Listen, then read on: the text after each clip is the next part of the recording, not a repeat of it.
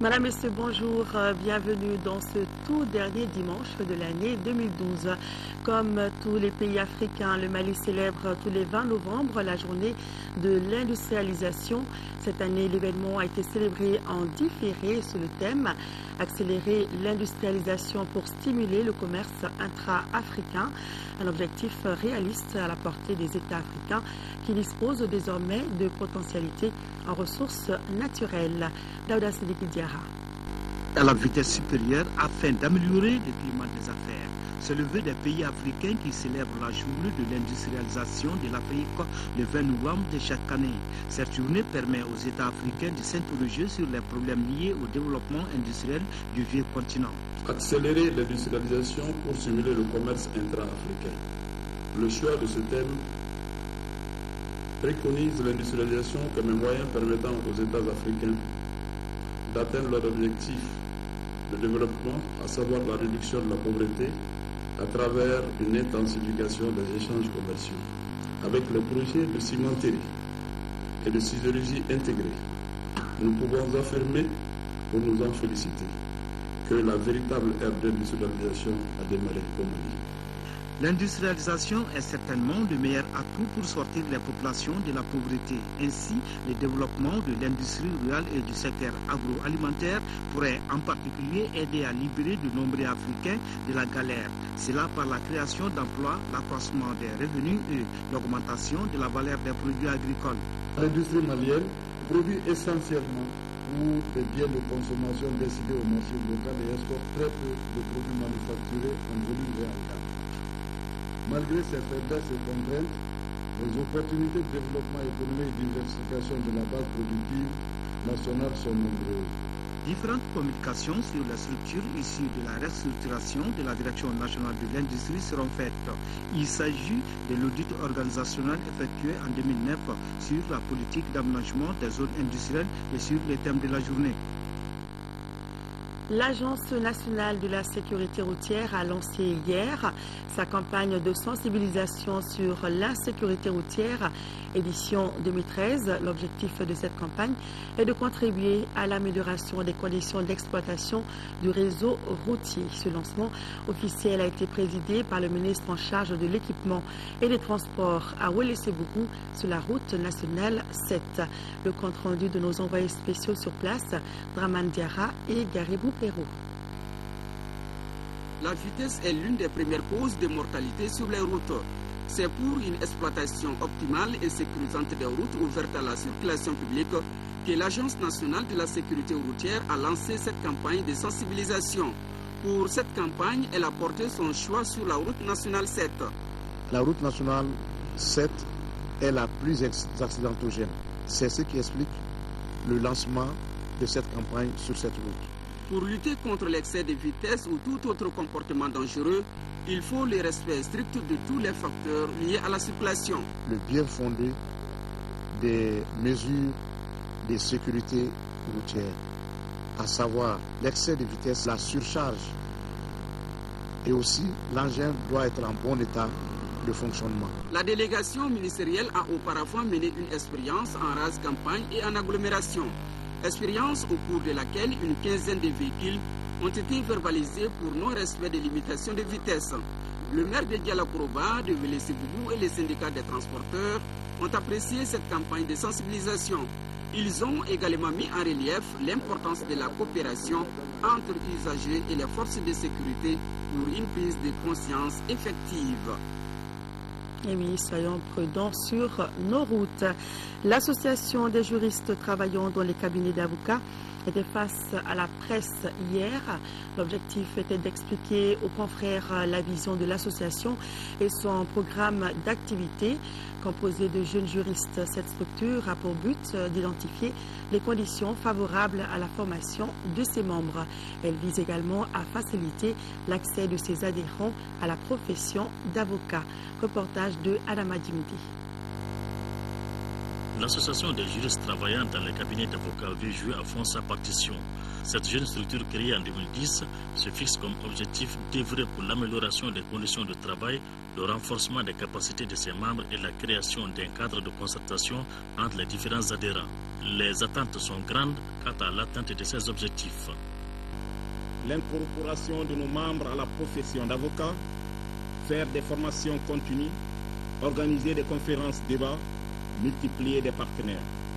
De façon générale, l'ASICA doit œuvrer pour une plus grande détermination avec plus de cohésion, toutes choses qui requièrent l'attention des membres du bureau dans les limites des prérogatives. Notre ambition est de devenir avocat au service de la justice au Mali, en Afrique et du monde tout entier. Cette conférence de presse consacre ainsi le démarrage officiel des activités de l'association. Elle permettra aux initiateurs de nouer des relations avec le barreau et les structures de financement de formation et d'emploi. L'Association des innovateurs pour le conseil au développement vient de réunir des partenaires des centres communaux de développement intégré agricole, une assemblée générale au cours de laquelle il a été question d'échanger sur les activités de son programme spécial de développement rural. L'association est un organe consultatif à caractère non lucratif et évolue dans le développement rural et dans la bonne gouvernance. Reportage de Adama Koulibaly. Dans le souci de l'atteinte à l'autosuffisance alimentaire dans notre pays, l'Association des innovateurs pour le conseil au développement AICD a mis en place des structures d'animation et d'encadrement au niveau national, structures gérées par les paysans. Cette assemblée a réuni les représentants de ces organisations paysannes sous la direction des responsables de l'AICD. Objectif, échanger sur les activités menées et projetées sur de nouvelles. Cette assemblée est une importante assemblée parce que aujourd'hui, nous allons adopter le programme spécial de développement rural, le PSR, de 2012, 2013, 2014. Et ce programme, vraiment, est une approche globale et intégrée pour pouvoir bien organiser le secteur agricole. Les structures d'animation et d'encadrement ont pour but de renforcer les capacités des populations paysannes pour leur participation intellectuelle à la conception, à la mise en œuvre et à la gestion des projets locaux de développement. Ces structures d'animation et d'encadrement reposent sur des cellules de base au niveau village et quartier. Chaque cellule a son autonomie de gestion en restant dans la coordination avec toutes les autres structures à travers le pays, y compris le Bureau national. L'Assemblée s'est réunie en présence des représentants des institutions en charge du développement rural dans notre pays. La Jeune Chambre internationale Bamako Espoir a tenu sa dernière Assemblée générale annuelle 2012, l'occasion pour le bureau en place de faire le compte-rendu des activités menées durant son mandat d'1 an et aussi de remercier ses partenaires. Retrouvons Adama Koulibaly. Un mandat d'1 an, une fois, c'est l'une des règles de jeu de la Jeune Chambre internationale. Et en fin de mandat, les élus doivent rendre compte aux membres de l'organisation. Le bureau de la Jeune Chambre Bamako Espoir vient de réunir ses membres adhérents à une assemblée générale, la dernière avant l'élection d'un nouveau bureau. Au programme de cette assemblée, d'abord vérification des cotisations, ensuite projection du film des activités menées durant l'année 2012, des activités d'intérêt public, assainissement, gestes humanitaires parmi d'autres, et remise de trophées aux personnes qui ont soutenu le bureau dans la réussite de ces projets initiés durant le mandat. Sans les partenaires, la Jeune Chambre internationale ne peut rien faire. Nous avons beau monter de très beaux projets, sans les partenaires, nous ne pouvons rien. Donc cette Assemblée générale est une occasion de les remercier pour les services rendus. La Jeune Chambre internationale a pour mission d'offrir des opportunités de développement aux jeunes en leur donnant la capacité de créer des changements positifs, avec une vision d'être le principal réseau mondial de jeunes citoyens actifs. GSI Mali s'est taillé une fleur de choix en obtenant le poste de vice-président international avec l'élection de Mme Maïga Adjiratou Cham à ce poste. Allons en Afrique du Sud pour parler de la réforme agraire. Il s'agit de cette réforme qui consiste à réattribuer des terres appartenant aux fermiers blancs aux noirs. Seulement, voilà, la désillusion des fermiers noirs qui ont pu en avoir a été grande car ils n'ont pas pu mettre ces terres en valeur compte tenu du manque de matériel et d'organisation. Bref, la restructuration n'a pas été accompagnée par des mesures appropriées. Nous sommes à Grillingstad, petite ville agricole à 100 km au sud de Johannesburg. Ces fermiers noirs se sont regroupés en coopérative pour bénéficier de la redistribution des terres. Mais 10 ans après, le constat est amer. Ils n'ont pas réussi à rentabiliser l'exploitation. Aujourd'hui, ils la louent à un fermier blanc qui la cultive et en tire bénéfice. We were not taught how to plow. We never know. On ne nous a jamais appris à labourer. On ne savait pas et on a mal utilisé le capital. Nous n'avons plus labouré depuis. Nous croyons que si le gouvernement achetait des fermes pour nous et nous donnait tout le matériel nécessaire, nous pensions pouvoir y arriver tout seuls. Aveu d'échec également des autorités sud-africaines. Elles ont reconnu que l'objectif des 30% de terres transférées aux Noirs d'ici 2014 ne sera pas atteint. Seuls 5% ont été redistribués et pire, 90% d'entre elles ne sont plus productives. Pour les experts, le gouvernement sud-africain n'a pas su accompagner ces nouveaux fermiers qui, pour la plupart, n'étaient pas issus du monde agricole et sont mal préparés au marché globalisé. Ces nouveaux fermiers, à cause de leur méthode d'exploitation, qui n'est pas une méthode moderne car ils n'ont ni les machines, ni le matériel, ne sont pas en mesure de soutenir la compétition avec des fermiers déjà bien établis. Derek Chambers est l'un de ces fermiers blancs qui a vendu sa terre aux autorités. Une terre aujourd'hui laissée à l'abandon. Reconverti dans l'installation de fibres optiques, il fustige une réforme agraire mal faite. Il y a des fermiers à qui on a donné des terres, ils les occupent, les cultivent, font tourner la machine. Donc ce que je pense de la réforme agraire, c'est qu'elle peut fonctionner si on donne les terres aux bonnes personnes. Mesure phare de l'après-apartheid, la réforme agraire reste ultra sensible en Afrique du Sud. Les radicaux du parti au pouvoir prônent l'expropriation pure et simple des propriétaires blancs sur le modèle zimbabwéen. Pour le moment, le gouvernement sud-africain continue de promouvoir une réforme modérée.